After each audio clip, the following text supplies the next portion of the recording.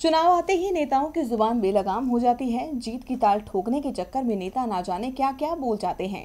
इन दिनों बीजेपी के नेताओं की जुबान भी ऐसी ही तेजी से चल रही है।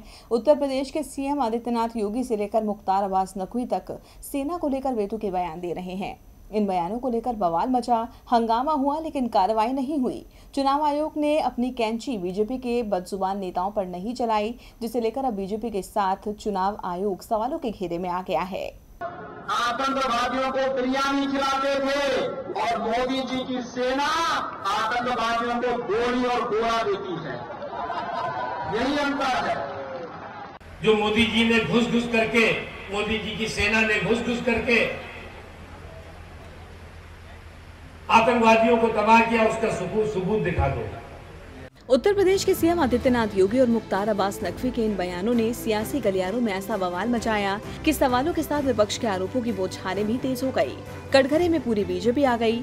सवाल उठे कि क्या भारतीय सेना मोदी की सेना है? क्या बीजेपी एक बार फिर सेना के सहारे सियासत कर रही है? विपक्ष का विरोध न सिर्फ सवालों तक सिमटा, बल्कि सियासत का ये मामला चुनाव आयोग की दहलीज तक पहुँचा। विपक्ष ने दोनों नेताओं के खिलाफ शिकायत दर्ज कराई। विपक्ष के हंगामे को देखकर लगा कि चुनाव आयोग सेना पर हो रही सियासत पर सख्ती दिखाएगा, योगी और नकवी के खिलाफ कड़े कदम उठाएगा। लेकिन आयोग महज हिदायत देकर ही दूर हट गया, जिसे लेकर अब नया अखेड़ा खड़ा हो गया है।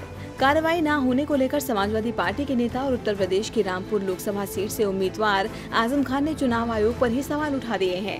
उन्होंने चुनाव आयोग पर पक्षपात का आरोप लगाते हुए कहा कि योगी आदित्यनाथ ने कहा कि मोदी की फौज।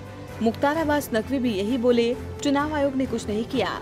लेकिन जब मैंने कहा था कि हम बॉर्डर की अपने खून की आखिरी बूंद तक रक्षा करेंगे, तो चुनाव आयोग ने मेरी जीप काट दी। ये कैसा न्याय है?